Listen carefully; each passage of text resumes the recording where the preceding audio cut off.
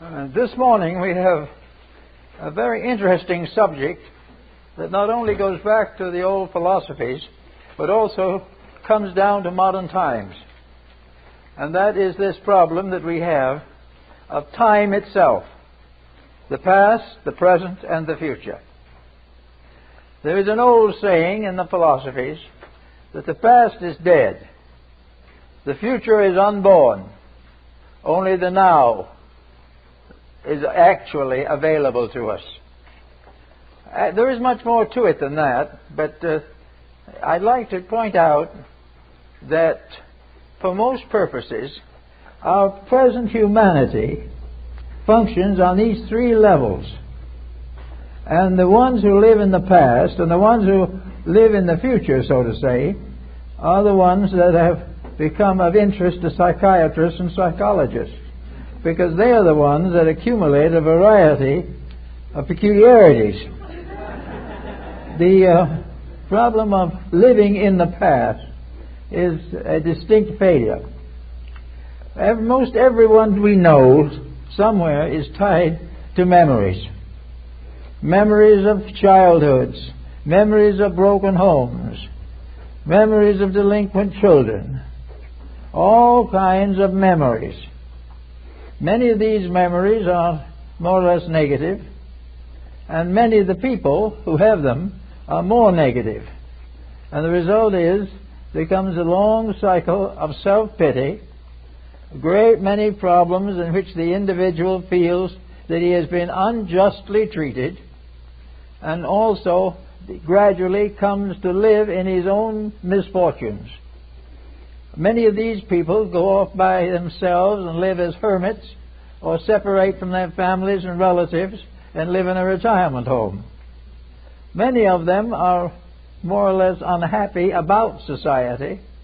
They feel that they have been shortchanged. They believe that in one way or another they have been mistreated by those around them and those near to them. So that this phase of life presents us with the glory of the past of wars, the past of crime, the past of wealth and poverty, the past of sickness and death. There is a long story behind this past. This thing that is gone and dead, actually, is very much alive in the subconscious and subjective of human beings. And in school, of course, we are reminded of this very strongly. Not only are we told about the miseries of the past, but in the past also, many of the wonderful things we have done, like inventing gunpowder and things like that. We also find, then going back, that our families and our communities and our countries have been unfairly treated. We have been enslaved by some powerful despot, and generations have gone into difficulties. We therefore have a certain pity for persons like ourselves, and a strong resistance against the persons who have done the things that we seem to remember were not kindly. So in the past there is a great big puddle of trouble, and many people today live in it. And when we read the newspapers in the morning, there's a good reason to remember it, because a large part of news journalism is based upon the past. It is based upon things that happen which are now revenge. They are based on all kinds of mistakes that were made, of all kinds of infamies that were committed. And the modern individual sits down and begins to realize that these past things are largely responsible for his present troubles. So he gets a very negative attitude toward the past. The past to him is a symbol of failure, a symbol of contact with things that were unfair and unreasonable. Of course, there were exceptions to these things. In our old New England, why, we used to have old families that were very proud of the fact that they never had a new thought in 5 generations. This was a symbol of loyalty. It was also something that helped them to keep up the good old golden days and ways. They were the ones who established rules that today nobody could keep. But to these people, these rules were elegance. They were the sign of refinement. They were the signals of people who really amounted to something. So that lots of families have elders who were important. Then there were also families that had elders that were significant as citizens. There were some who were great in business, some who were great in religion or philosophy. There were educators. And in every family or two, there were one or two people who did something that was interesting, unusual, perhaps meritorious, and perhaps not. But anyway, they did something.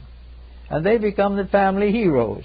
And on a larger scale, the national heroes, the world heroes. And we remember in the past, we remember not only Pythagoras and Plato, but Napoleon and Genghis Khan. And we begin to recognize that we inherit from the past memories that are important and memories that are very bad. That brings us to another condition. Why not recognize that this past is a sort of textbook? And if we read it correctly, we will find why it died, why the past isn't with us anymore, factually, and lives on largely in the loyalties of the living to the beliefs and spirits of the dead. So we go on with this type of thing and try to find out just exactly how much we are indebted to the past for what we are. So first thing the average person can do is sit down, take a piece of paper and a pencil, and sit down and try to figure out the things in his own past that have affected him. What kind of parents did he have? Now, the parents are all gone probably by now, but they still live in him. And if he feels that they were unfair, this unfairness may still be influencing him. This unfairness made him run away from home and marry when he really didn't want to, start a family when he was not mentally, emotionally stable enough to do so. Thus the past got him into trouble. And the conditions of the past have overshadowed his life all the way into whatever condition he is, or perhaps beyond to the grave. So we have to think of the past rather carefully. But we also have to realize, with a psychiatrist, that these negative thoughts are a form of sickness. The individual who can estimate his own failings in terms of what other people did to him is already sick in another way. If we try to find out that the reason we've been unhappy is because we were born into the wrong family, this is not factually sound. It is excusable. It has been generally accepted. But actually, each person, if he uses the resources given to him by nature, has a personality of his own and can decide how he intends to live. If he has no intention of trying to find out how to live, then he becomes a victim of pressures from the outside, and then soon he becomes a psychiatric patient. So we have to realize that a lot of mental illness is affecting people who are unable to escape from their own past. And this continues all the way. Now, in our generation, the past may not be very far away. There are broken homes that have been broken in the last 6 months. 6 months ago was in the past, but very shallow. It was so near that it represents almost a part of our daily living. But actually, the moment an individual finds out to his own content and assurance that he is living in the past, that he is remembering old grudges, that he is remembering that he wasn't the favored child, but he remembers that the family broke up and he was sent off to school or to relatives he never knew. All these different negative things, that he had to go into the army and that ruined his life, that he made a bad marriage and that ruined his life. And on that basis of thinking, it's not difficult to be ruined 8 to 10 times during the course of an embodiment. Everything that once starts to go bad or starts to go negative has a tendency to deepen in that direction. So we have to look at people today and see if we can find ways to get them out of the doldrums that come from memories. And memories can be very tricky things. They can be very beautiful things. But the perverse memories can be a very sad and disheartening aspect of our compound constitution. So we have to try to figure out what to do with these people. One thing is to try to move this individual from the past into the present, into the now. Actually, the now is the only reality that we have. The reality of now is that at this moment I can make a decision. I can make it of my own accord. I can make it as I feel is best. A minute after I've made it, it becomes part of the future, or becomes part of our own past. But there is a moment when now permits us to change, that now permits us to do something differently, that enables us to break this pattern. After we have put in this new pattern, it may become a tyrant in time also, but for a moment it may release us from a misery that has carried us all through the years of life. So we do try to remember that no matter what has happened to us that is unfavorable, there is now a moment of understanding, a moment of realization, a moment of acceptance, and also a moment of realization that the longer we nurse the trouble, the sicker we'll get. So where pressures get very heavy, where sorrows get very heavy, some turn to alcohol, some turn to narcotics, some commit suicide, and a few start to think. And in starting to think, a new pattern comes in. A pattern that we know that for one moment we are master of our destinies. Once we have proclaimed our mastership and have decided our destinies, it had better be something more important than we've had before, or we'll be right back where we were. But it is quite possible for the individual to make a new start any moment of his life. He can have a start at 3:04, and he can have another start at 3:05. And that time, 3:04 is part of history. There is a moment of decision every moment of our lives. And it is the decision of that moment that is the basis of growth, the basis of the individual asserting himself over the providence which he finds objectionable. Now, if he makes another bad decision, he is in more trouble. But he still has made it. And perhaps out of a new decision comes a new realization of values in the future. So there's no doubt in the world that we are dealing with a lot of submerged sorrows that have come out as a result of remembering the past. I know one lady came to me for discussion. She was a younger daughter, and the family would not allow her to marry until the older daughter was married. And what happened? The older daughter married the man the younger daughter wanted. Now, that was a catastrophe. But it was one of those things that happened. Now, that could ruin a life. But on the other hand, it didn't have to. It could be recognized as one of the circumstances of existence. It could be recognized as an opportunity to grow, to deepen, to understand, to rise above a disappointment. It perhaps to build a new value in life, simply upon a value that had not proven itself to be permanent. So every time we come upon a challenge out of the past, we either perpetuate the past or break it up, or cause something to come along that takes the edge off of it as a force to hurt us or endanger our survival. Therefore, the past is, in a sense, a kind of judge and jury. If you make the same decision that got you in trouble in the first place, you will be in trouble again. If you do not find some answer that is more reasonable, even then the old answers will hold, and your life will be burdened thereby. But there are all kinds of things that can happen that when we take hold of the past, the individual who hasn't spoken to a relative for 15 years can suddenly gather up the courage to send them a Christmas card. and perhaps end a feud.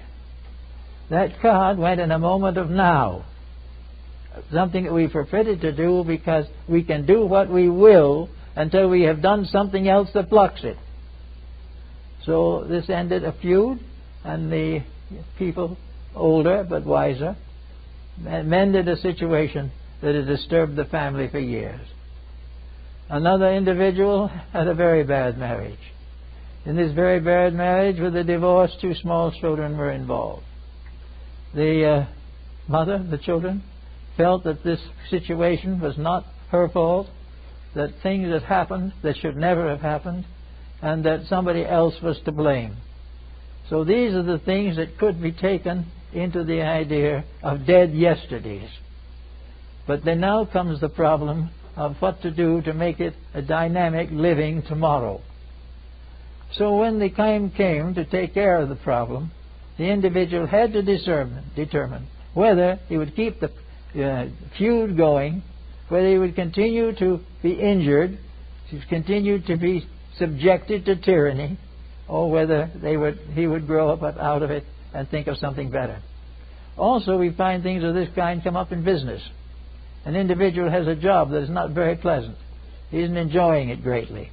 And in the job he's in, he makes a series of unfortunate mistakes. These are blamed on someone else, never on the person. But this costs them the job.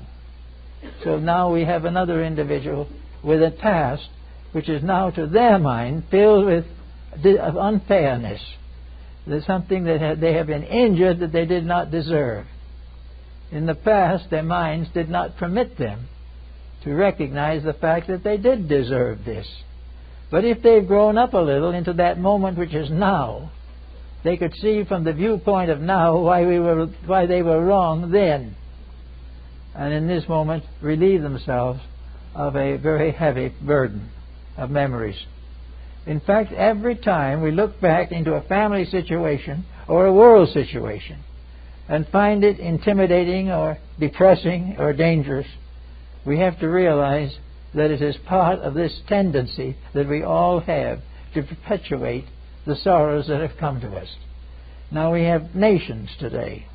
Nations are having a very unsavory time at the moment. They're getting into all kinds of patterns that are objectionable. And most of these patterns tie back to a feud of some kind. And this feud ties back in turn to some ancient grudge that has been carefully perpetuated. Now, the grudge may have been so far back and so insignificant in itself that it is generally forgotten. The average member of the community did not even remember it, or even never have heard of it. But when the time comes to create agitation or attempt a revolution, somebody digs out the old unfairness, dramatizes it, and everybody goes to work on it. And this is the same type of thing in world affairs. Nations that have carried feuds for 500 or 1,000 years break through them. A nation that has been tied down to a certain religion or a certain philosophy finally rebels against it. And after going through a certain period of purification, rises above it. Now in nations and various community projects, the idea of the past, the idea of the negative survival of mistakes just by memory alone has now become quite important. We are beginning all over the world to analyze some of these mistakes and realize that they were, most of them, unimportant, but were dramatized and magnified by years of meditation. The individual had a bad marriage, has been living that down through years of meditation also. And very often, the individual who got into a trouble or a nation that got into a difficulty repeated, did the same thing again, and had again another example of this mistake. If you do it once, it could be anybody's fault, they say, but if you do it twice, it's yours. And this is what happens. These people have perpetuated a feud. Now, we read the newspapers, and you will find out how this acts. You will find out that the minister of something or other dug up a record that his great-grandfather or something or other was mistreated. And it was a terrible thing. And therefore the clan, the family, and the country are now all back of the righting of a wrong. Everyone involved in the wrong is dead, but the grudge goes on. And it has to be cleared up. So in the problem of clearing up the grudge that we had, we may have a war or an outbreak, thousands of people killed, homes destroyed, all about something that's been gone over hundreds of years ago. It's the same way in our modern life, in our home. We are nursing grudges only for a year or two maybe, but by the course of that year we have broken a home and maybe broken the lives of children. So everywhere you go back to the negative, that is the dead past. We are reminded that it is the better part of philosophy that the dead past should bury its dead. Everything in us that carries back should be a constructive memory. Now, if we can't say that the incident itself was particularly pleasant, that can be true. But that it is unpleasant, but it led to something, if it helped us to cure something in ourselves, it was well worth it. Therefore, if there's a grudge anywhere in our own natures which we feel we have been slighted or wronged, our first real problem is to examine the details, maybe again over a long time in life, to find what we should have learned instead of constantly looking for an opportunity for vengeance. To revenge an evil of the past is a very common thing today, politically, socially, religiously, economically. We are constantly resentful of anything that we consider to be unfair. But the only type of unfairness that we do not resent is our own. We expect that to be given every possible consideration. Now, on the other end of the stick in which we are concerned, we have tomorrow, the unborn future. Now, all things that exist in the moment of now will probably have some kind of survival in the future. In other words, lots of people are building futures. A lot of people are trying to create a future that will be of service to them. But supposing a person who is trying to create a better future happens to think of some of the unfair suffering he has gone through, the result is probably going to block the improvement that he hopes to gain. If the future is merely an avengement of the past, if the future is only a time in which what we hoped for or wanted, regardless of whether we deserved it or not, is going to happen, then we are again in trouble. The future, it should not be considered merely a period of the fulfillment of our desires. The future should be the fulfillment of that which is necessary. Because if it's to fulfill your desire that you make a pause, then you will be in the same place as the ones who are suffering from the past. The past may be a case in which a personal injustice was committed. If we do not correct it, then the future has no bearing for us. So two sisters have lived in the same community for many years, but haven't spoken for a long time. But these now in the future may speak to each other. If they can now speak to each other, then the future has become significance. If they continue not to speak to each other and start talking about the brotherhood of man and so forth, but do nothing themselves, then the future is simply the past projected into time to come. Now, most people in their right minds do not want the future now to be merely a projection of the present. We know that the things that we have been doing and now the past, the immediate past, is a black mark against the future. That in the times to come, if we continue as we are now, we will corrupt the future completely. We will do all the things that we shouldn't do. And we have considered the future only as a period of the fulfillment of desires. The individual has been poor all his life. He hopes that before he dies, he finally will make his pile of money somehow. And all those who have not succeeded may die with success on their minds. But in every instance, the future is regarded as a period of reward. The individual, something wonderful is going to happen. And that makes the future interesting, makes it enjoyable, makes it something we all like to work with and hope for. But in so doing, we ask the question, what have we that we deserve that is going to make a happy future? Are we earning into the future a better destiny than we have had before? If we are simply seeking to get rid of the problems, but to continue to nurse the grievances, we are just exactly where we were. There is no way in which these things can be solved simply by shifting them into the future. The future has to have a remedial factor. It has to be something better than we have had before. Therefore, the future must be based upon the past as wrong, and then present a problem of now.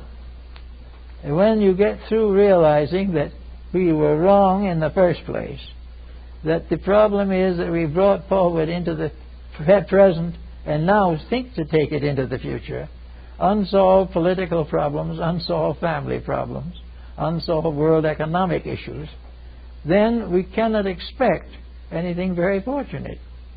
We have to recognize the importance of the future correcting mistakes. Now, I've been watching the newspaper as it comes out now. Someone notes we're in trouble for oil.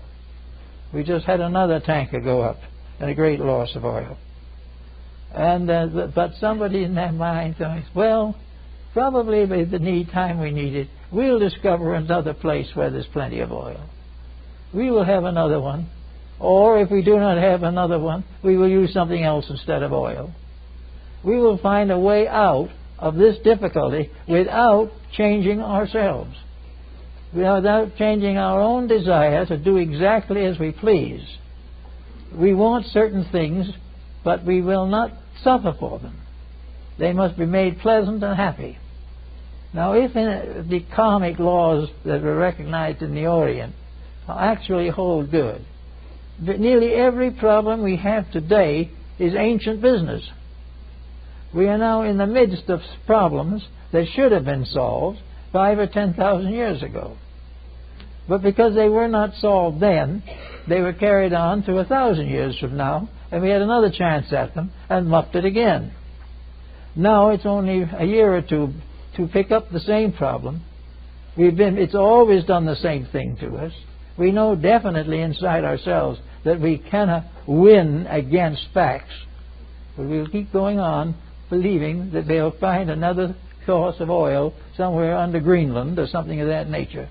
That we will not have to cut down, that we will not have to regiment our facts and problems, that we will not be required to give up any luxury that we want. There will always be a solution. Well, this is the point that we can't depend on any longer. We are beginning to realize that the possibility of maintaining the future as a kind of Eden in which we'll all come finally to the promised land is optimistic. We cannot do things that are not doable in nature. And we cannot definitely do things that we don't deserve to do. We cannot have a joy that we have never earned. We can never have a security we have never earned. We are here in this world to learn something. If we don't learn it, that constitutes failure. And failure means come back and try again. So all the way along, the future now. We think of the golden age to come. We think we're going to solve all of the problems we have. We could, but we cannot unless people themselves get on this thing we call now, the moment.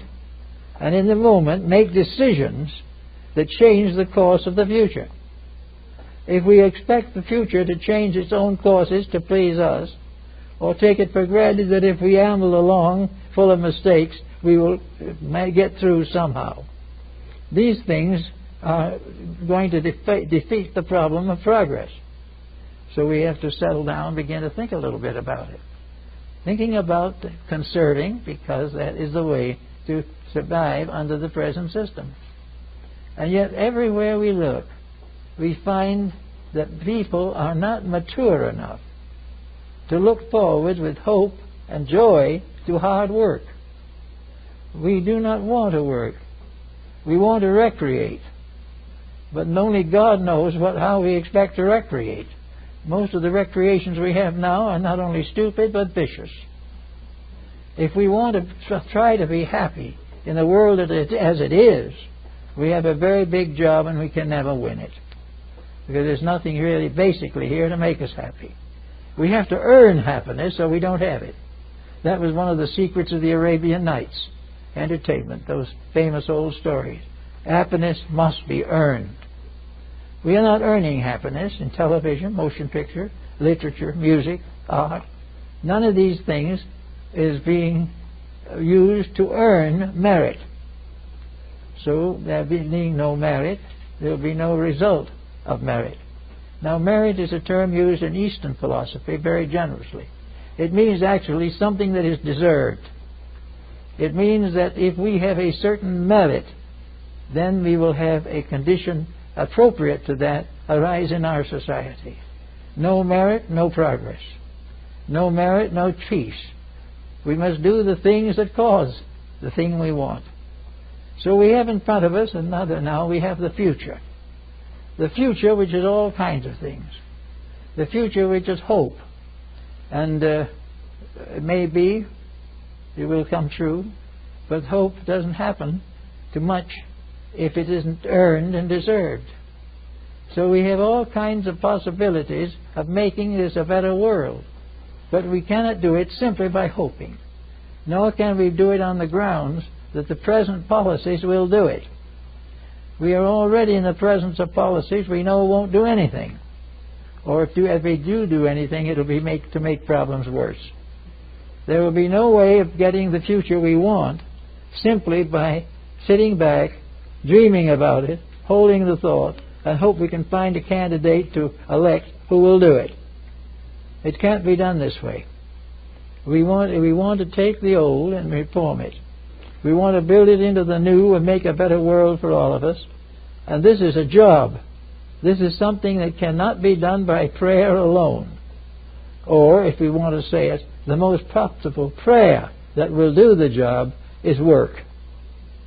If we earn it, we can have it. But we are not earning it. You pick up the paper today, a terrible earthquake, wars, seditions, anarchy. All these things in the world by people who want peace, want happiness, want security. Every one of these people would like to have a safe life. But they say go out and vote for danger and get it and then destroy themselves. So here is a future that could be filled with possibilities, but is likely to become part of a past that went sour. So we have to get down to the facts of the matter and say the past is dead, the future is still unborn. No matter if the future starts today or 100 years from now, every moment is a future. But any moment from now is a future according to what we do with it. And whatever we do with it, it becomes part of the great pattern of the world in which we live. Now then, we know several things that need work. We know the problem of fuel, we know the problem of food, air pollution, all these things. We know the danger of narcotics. All these things are here. Now, how do we solve them? If we go back to the past, which we can still remember some of, we will find that the past had exactly this same problem. The past had the plagues. The past had all the difficulties, war, various dangers, hazards, earthquakes, all these things troubled the past. And the past didn't solve them.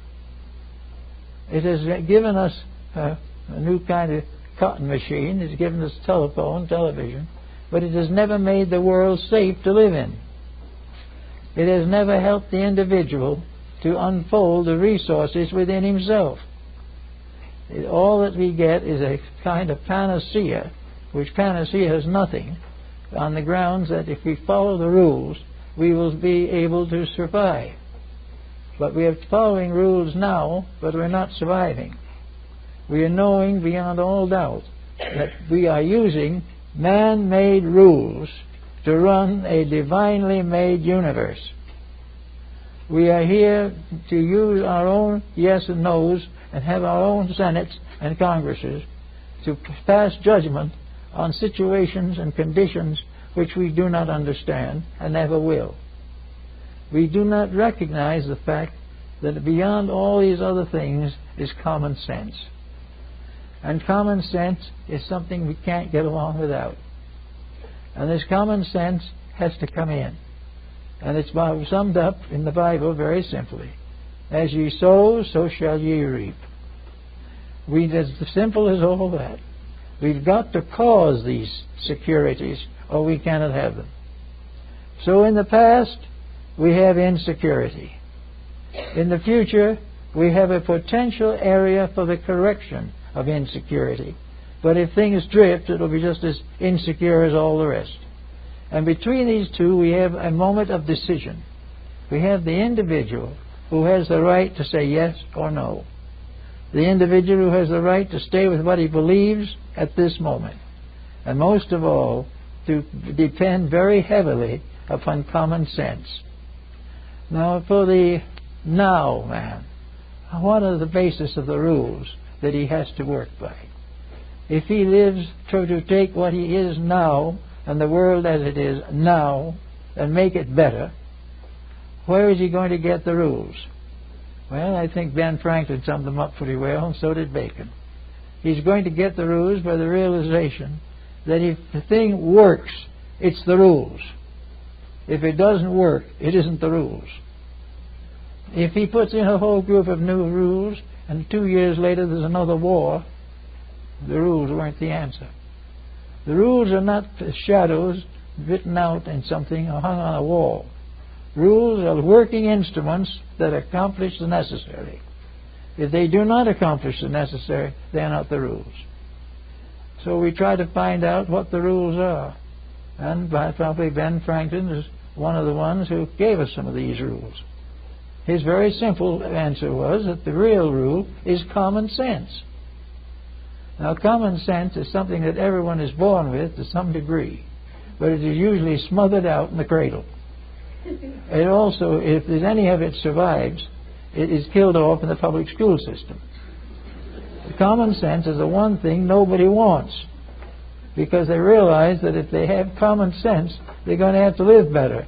And this is a very serious obstacle. The individual does not want to live better. He just wants to get even or get away with the things that help him to keep what he's got, or get more. So there is no probabilities here. But Ben Franklin told the thing very definitely. The answer is common sense. Common sense is the most uncommon of all the sensory perceptions. It is based upon the simple fact that an average 12-year-old child, if asked a question within its comprehension, and it can express itself, it will probably give you the correct common sense answer to a common sense problem. It will tell us definitely the experience of all time on working with the matters that we have to face. Ben Franklin said, "Waste not and want not." Well, that's pretty good common sense. This is an age of wastrels. We waste just about everything. We waste 3/4 of the world's wealth on munition and armament alone. We waste our natural resources. We waste gasoline. We waste everything you can think of, simply because waste means a little added luxury. And because of a little added luxury, we're going to wake up someday without the necessities of life. So Ben Franklin summed it up very well. Want not, and you waste not. And if you want too much, you will waste. And here is the great age of waste. I think every one of us realizes that every time we go to the mailbox in the morning. We find it stuffed with literature that we didn't order, don't want, and will promptly throw out. But it is using up valuable pulp, it is using up time, using up everything you can think of, wasting simply in the hope of one thing alone, and that's profit. And sometimes it undoubtedly makes profit. But it's a very expensive way to waste our natural resources. Because it means that one of these days, maybe 10, 20 years from now, we won't have enough of that resource to send a single circular to a prospective customer. We need to understand these things. We need to get down to the simple facts of life. So from the past and its mistakes to the future which could make the mistakes, again, we have to pass through the now. We have to pass through the moment of consciousness. There is a consciousness in each one of us. We have within ourselves the most priceless integrity that can possibly be imagined. And every time a major issue comes out, we will feel an impulse of that integrity. Even if we go out and vote for war, there was a moment when we knew we shouldn't. If we also want unreasonable profits, there is something in us that will kind of give us a little conscience twang. But we cast that aside quickly and go on and take the profit. And in a short time, we're unemployed. A study of the facts of life is far more important than any of the elaborate findings that go out of commissions and people of this nature. They are out trying to fit all these things together under the problem of how to cure a situation without changing it, basically. We want to know how to be rich and to be richer and to abolish poverty without anybody paying anything. It's not very likely to do it. We know now that everywhere along the line it is breaking down. We find, for instance, that it's now costing $80,000 to put a young person through a modern university of first class. This is a complete waste. There is no reason in the world why every person in the world has to be a millionaire. And yet now very little less is considered even possible. And we buy all things and pay for all things on this basis. Where is the common sense? If the thing that we buy at an exorbitant price is an absolute necessity, we may have to struggle with it a little bit. But if it is a sordid luxury that makes no difference one way or the other as to the final working out of things, then we should simply cut off the extravagance. There is no need to be extravagant when there's nothing we can take with us to the graveyard except our shroud. We have never been able yet to resist the temptation of temptation. We have never been able to stand strong for principle if it meant that we had to save or be careful or we had to be thoughtful or generous. These things have got to come in change, and they've got to come pretty soon. So we have now the three moments of time: the past, the present, and the future. The past we messed up pretty badly. The future we could mess up if we get around to it the wrong way. And in the middle is now. And now is the human mind. It is the mind as an instrument of knowledge. A mind capable of common sense. A mind that is not trained into ineptitude by false educational standards. A mind that thinks, and thinks simply, and thinks in a common fact way, and recognizes the fact that if we expect to survive, we must stand firmly for the processes and changes that assure survival. Otherwise, even if we come by, we are going to gradually be a race of malnutritioned people. We're going to have nothing to eat that's worth anything. We're going to have none of the ideas and concepts that are important to us. And in this now mind, we also have something to think about.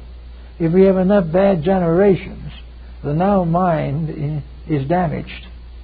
And when the time comes to make a decision, the no mind is not going to be able to see as clearly as it should. All kinds of propaganda disable the thinking of the human being. And this propaganda is necessary to permit us to keep on making the mistakes that are profitable to somebody, whether they are profitable to us or not. So now we have come to the another thing. We're going to get to go on. We're reading every day in the paper the new problems that arise. We understand little by little the difficulties that we all face, but we also might begin to think a little bit about this developing discrimination and integrity for ourselves. We do not need to fall for every temptation that comes along. We do not need to hunt for bargains forever in a world where we won't find any. We don't have to buy the things we don't need simply because a neighbor has one. We don't need to pay fabulous salaries to people for work that is very mediocre. Little by little, by censorship of our own conduct, we can gradually reduce waste. And if we get rid of waste, even though it doesn't cut down the whole pattern, if we get through with waste, we will add maybe 100 years to our problems of survival. We've got to do something to change the pattern. We have gradually wasted away the planet on which we live. We have allowed it to be exploited. We have transformed a beautiful world into a terrible graveyard of wars. We have also changed the ambitions of the individual. Instead of seeking to be good and happy and have ideals and a family life and a good job, we want nothing less than opulence. We want also the privilege of having lung cancer if we want it. No one should make a law that we shouldn't have it. If we want to carry guns and shoot each other, that's a privilege. We should never be interfered with. And if anyone says to us that we shouldn't do any of these things, there's a cry go up. The answer is not to raise situations which are going to have cries like this. If the individual who is thoughtful simply doesn't do the things which he knows are not right, little by little his influence will increase. There is a marked rising now of efforts to meet some of these challenges, to do better than we have done. If so, we can move from dead yesterday to brave tomorrow. We can go across by crossing the bridge of integrity.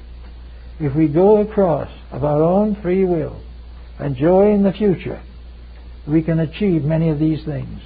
But if we stand on the near side, on the side of memory, and say it's all terrible and prove it by 50,000 quotations, we'll still be the same. And we can watch our legislators, we can watch everyone involved in these matters to see if we can find the ones who are able to take the problem and face it in the terms of nature. Every problem we have is part of natural law.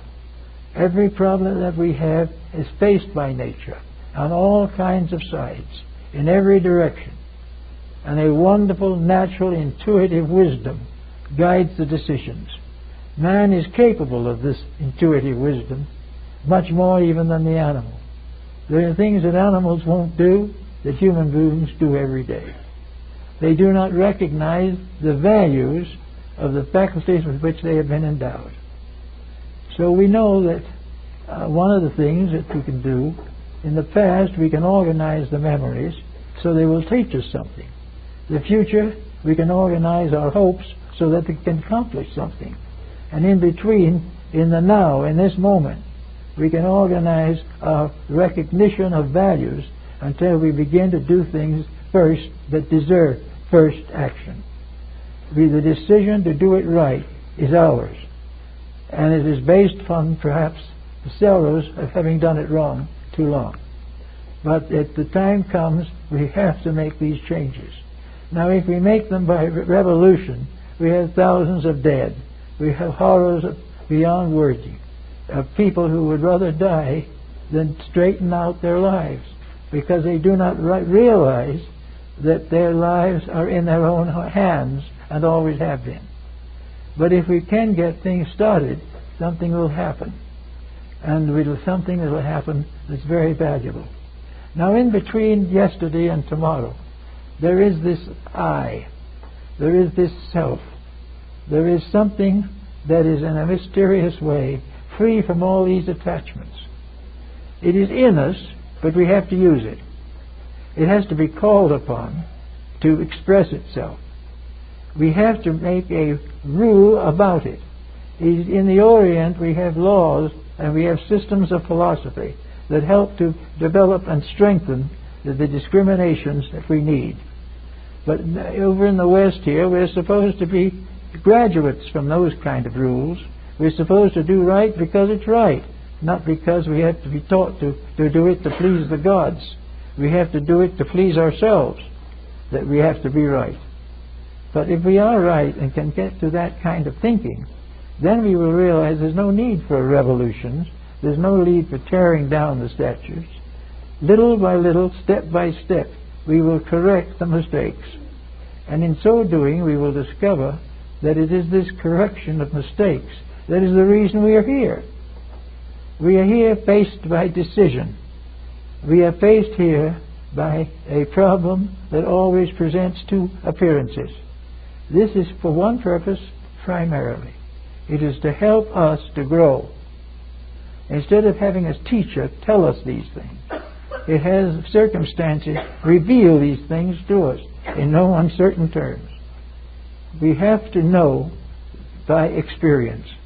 And the experience that will help us is that of just judgment and the integrities of philosophy. So if we use the simple rules of common sense, we don't have to worry about all these great big things that are such problems for us. We come along all right. And we come out without any major upheaval. The world isn't going to get very unhappy over the fact that some of us are a little happier. Then it's not going to wreck everything if we are not corrupted. If we want to buy where the product is reasonable, this is not a sin. If we don't buy things we don't need, this is not a crime. It is an economic mistake. But the economic system should have been changed long ago so that it wouldn't have been a mistake. A system of economics that has to survive on extravagance is no good.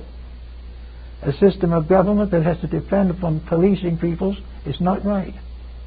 But each individual has to be given a caretaker, has to be given a nurse or an orderly or someone to take care of him until he can take care of himself. So at the present time we have nations with billion-dollar, multi-billion-dollar annual budgets to help people to take care of themselves. And that little question is sometimes who is being taken care of, but we'll pass over that lightly. The fact remains that we can, with a little bit of thoughtfulness, recognize what to do and how to do it. We can recognize that in ourselves, in our heart of hearts, in our soul, in our spirit, is a divine power forever resident. The spirit with us is good.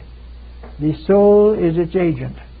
The soul is a wonderful, beautiful necessity. It is something that guides us in ways of righteousness. If we listen to these things in ourselves, we will not be deceived by shoppers on the outside. We will not buy things we do not want simply because of advertising. We will think quietly, work things through, and will gradually develop a sense of merit. Now this will be very useful not only in the near future. We may pass out of this life before the world is on a merit system. It is quite possible. And it's possible that our children's children will pass out before it is a merit system. But if we start now, it will be more meritorious than it will be if we don't do anything about it. If 50% improvement would be so remarkable that we wouldn't recognize the planet anymore. But we have to start with ourselves. And within each of us is the power of redemption. We can redeem, convert, redeem, and save our own resources. We can think through our own values.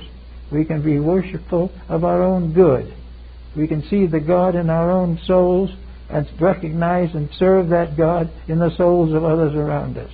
We can move from a materialistic foundation of spend and spend to a more idealistic foundation of use and use correctly.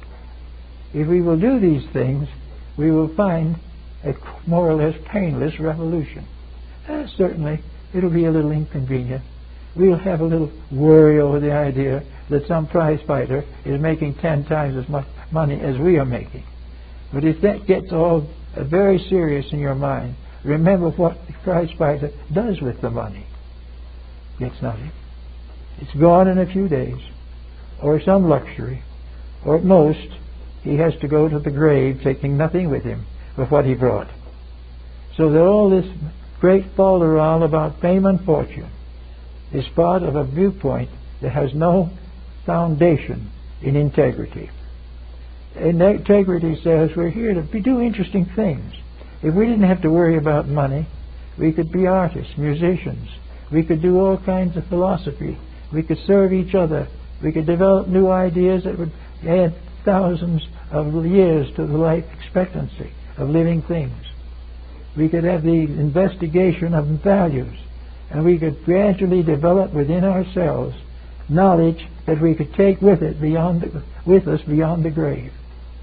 The only wealth that we can take beyond the grave is our own soul.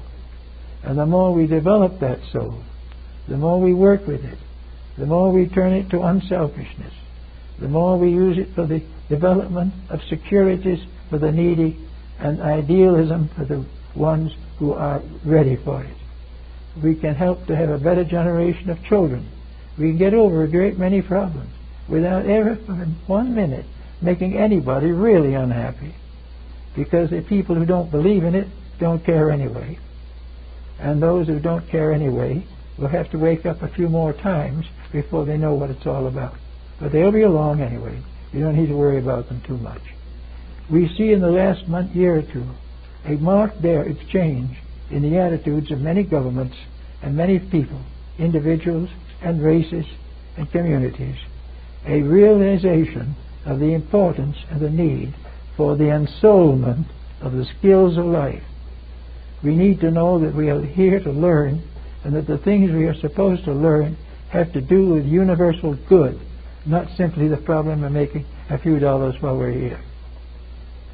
So if we remember the sorrows of our past, and remember that humanity is passing through those same pains that hurt us so desperately, and that we can also remember the things we have done in the will do in the future, and have done in our futures from day to day, where we have done things that were good, things that were wrong, where we have abused the privileges of life, but we have also found out some new things, some new beauties in the human soul.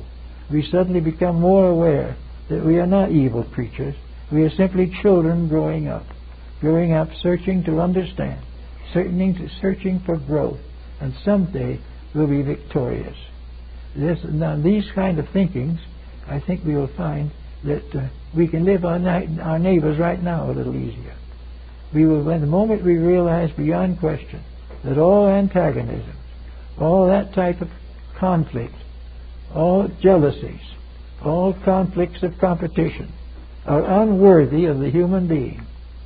When we realize this, I think we'll come along and have a much better life and a much better hope for the future. Thank you.